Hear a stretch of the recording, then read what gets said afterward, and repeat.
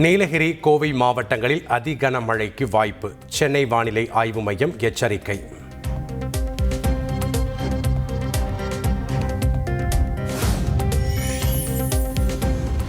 நெல்லை, தேனி, கன்னியாகுமரி, தென்காசி மாவட்டங்களுக்கு மிக கனமழை எச்சரிக்கை.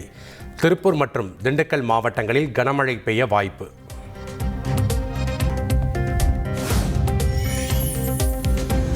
தமிழக கடலோர பகுதிகள், மன்னார் வளைகுடா மற்றும் குமரிக்கடல் பகுதிகளில் மணிக்கு 55 கிலோமீட்டர் வேகத்தில் காற்று வீசக்கூடும். மீனவர்கள் கடலுக்கு செல்ல வேண்டாம் என எச்சரிக்கை.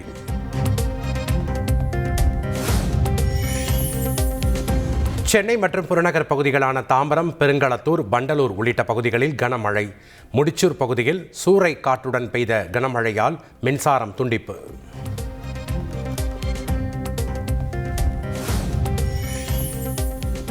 செங்கல்பட்டு மாவட்டம் திருப்போரூர் மற்றும் சுற்றுவட்டார பகுதிகளில் கனமழை. கேளம்பாக்கம், கோவளம், ஆலத்தூர் உள்ளிட்ட பகுதிகளில் பெய்த மழையால் வெப்பம் தணிந்து குளிர்ச்சியான சூழல்.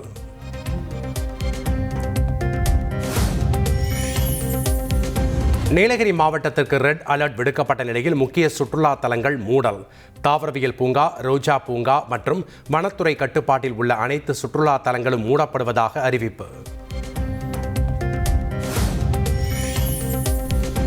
சுற்றுலா பயணிகள் எச்சரிக்கையுடன் இருக்க நீலகிரி மாவட்ட ஆட்சியர் அறிவுறுத்தல். மூடப்பட்டுள்ள சுற்றுலா தலங்களுக்கு செல்ல முயற்சிக்க வேண்டாம் என்றும் வேண்டுகோள்.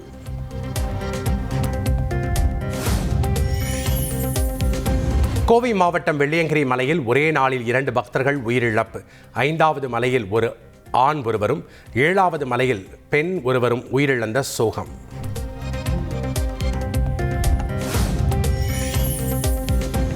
ரெட் அலர்ட் எச்சரிக்கையை தொடர்ந்து வெள்ளியங்கிரி மலை ஏறுவதற்கு தடை.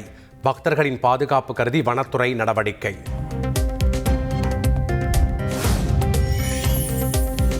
மழை முன்னெச்சரிக்கை காரணமாக சதுரகிரி கோவிலுக்கு பக்தர்கள் செல்ல தடை. 2 நாட்களுக்கு தடை விதிக்கப்பட்டுள்ளதால் தமிழகத்தின் பல்வேறு பகுதிகளில் இருந்து வந்த நூற்றுக்கணக்கான பக்தர்கள் ஏமாற்றம்.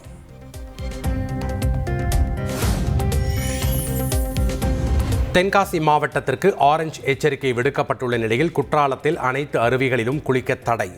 சுற்றுலா பயணிகளின் பாதுகாப்பை கருத்தில் கொண்டு தென்காசி மாவட்ட ஆட்சியர் நடவடிக்கை.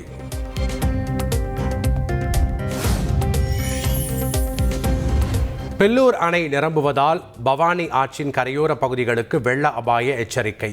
கரையோர பகுதி மக்கள் பாதுகாப்பாக இருக்குமாறு கோவை மாவட்ட ஆட்சியர் அறிவுறுத்தல்.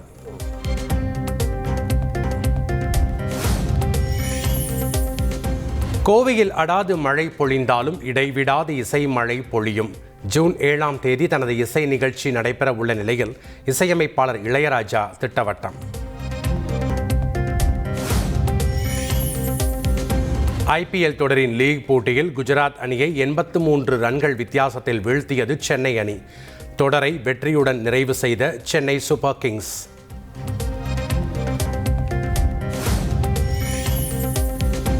IPL தொடரில் இருந்து ஓய்வு எப்போது என்பது குறித்து மனம் திறந்த CSK கேப்டன் தோனி, முடித்துவிட்டேன் என்றும் சொல்ல மாட்டேன், திரும்பி வருவேன் என்றும் சொல்ல மாட்டேன் என சூசகம்.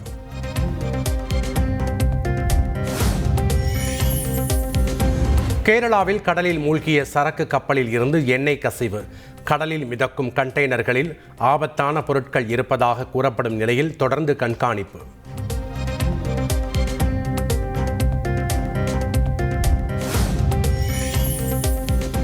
ஆபரேஷன் சிந்தூர் நடவடிக்கை குறித்து விளக்குவதற்காக ஸ்லோவேனியா சென்றடைந்த கனிமொழி தலைமையிலான MPக்கள் குழு. ஸ்லோவேனியாவின் தலைநகரான லியூப்லியானாவில் உற்சாக வரவேற்பு.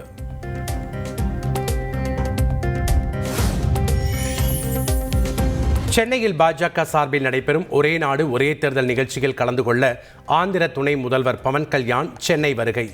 சென்னை விமான நிலையத்தில் குவிந்த ரசிகர்களை பார்த்து கையசைத்த பவன் கல்யாண்.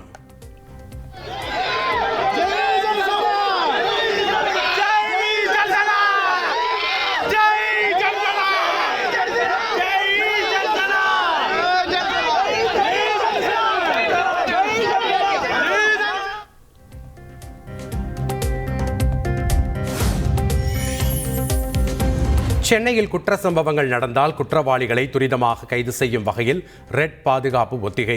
சென்னை தெற்கு மண்டலத்தில் 130 இடங்களில் போலீசார் திடீர் வாகன தணிக்கை.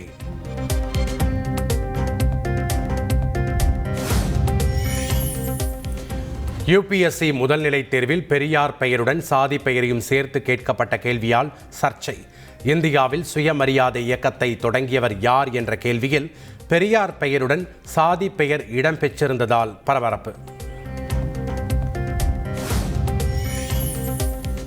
பெரியார் பெயருடன் சாதி பெயரை சேர்த்து கேள்வி கேட்கப்பட்ட விவகாரத்தில் வினாத்தாள் தயாரித்த அதிகாரிகள் தவறு செய்திருக்கிறார்கள் என தமிழிசை சவுந்தரராஜன் விளக்கம். வடமாநிலத்தவர்கள் புரிந்து கொள்வதற்காக அவ்வாறு குறிப்பிட்டிருக்கலாம் எனவும் பதில்.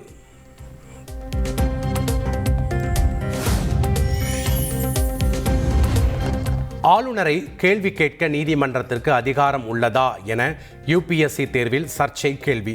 மசோதாவை ஆளுநர் எவ்வளவு நாள் வைத்துக் கொள்ளலாம், அதை குடியரசுத் தலைவருக்கு அனுப்பக்கூடிய விவகாரம் தொடர்பாகவும் கேள்வி.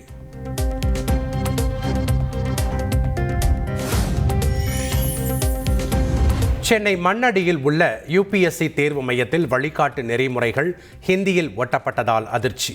வழிகாட்டு நெறிமுறைகளை புரிந்து கொள்ள முடியாமல் தேர்வர்கள் சிரமம். பீகார் மாநில முன்னாள் அமைச்சரும் லாலு பிரசாத் யாதவின் மூத்த மகனுமான தேஜ் பிரதாப் ராஷ்டிரிய ஜனதாதளம் கட்சியில் இருந்து நீக்கம். பொறுப்பற்ற முறையில் செயல்பட்டு குடும்பத்திற்கும் கட்சிக்கும் அவப்பெயர் ஏற்படுத்தியதால் 6 ஆண்டுகள் நீக்கப்படுவதாக லாலு பிரசாத் யாதவ் அறிவிப்பு.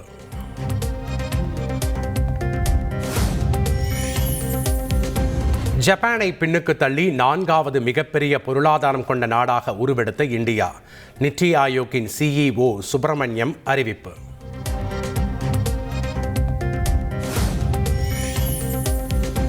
அதிமுக ஆட்சியில் நடந்த முறைகேடுகள் தொடர்பாக அமலாக்கத்துறை நடத்திய ரெய்டுக்கு திமுக ஏன் சமரசம் செய்ய வேண்டும் என முதலமைச்சர் ஸ்டாலின் கேள்வி.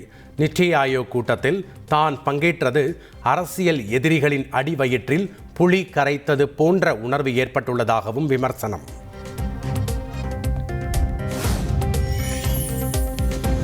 டாஸ்மாக் வழக்கு விசாரணை காரணமாக நித்தி ஆயோக் கூட்டத்தில் முதல்வர் ஸ்டாலின் பங்கேற்றிருப்பதாக எதிர்க்கட்சித் தலைவர் எடப்பாடி பழனிசாமி விமர்சனம்.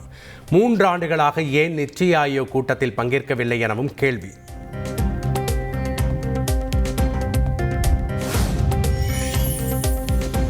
வருங்காலத்தில் பாஜகவுடன் திமுக நேரடி கூட்டணி வைத்தாலும் ஆச்சரியப்படுவதற்கில்லை. நித்தி ஆயோக் கூட்டத்தில் முதலமைச்சர் பங்கேற்றதை சுட்டிக்காட்டி தமிழக வெற்றிக் கழக தலைவர் விஜய் விமர்சனம். அண்ணா பல்கலைக்கழக மாணவி பாலியல் வன்கொடுமை சம்பவத்தில் குற்றம் சாட்டப்பட்ட ஞானசேகரனுக்கு எதிரான வழக்கு மே 28ஆம் தேதி தீர்ப்பு வழங்கப்படுவதாக சென்னை மகளிர் சிறப்பு நீதிமன்றம் அறிவிப்பு.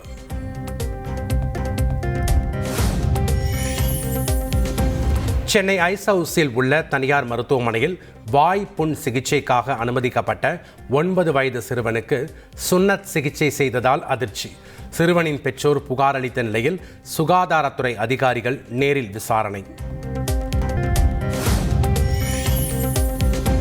ஓமலூர் அருகே முன்னாள் ராணுவ வீரரின் கார், பைக்குகள் தீ வைத்து எரிப்பு. 10 லட்சம் ரூபாய் மதிப்புள்ள பொருட்கள் சேதமடைந்த நிலையில் போலீசார் விசாரணை.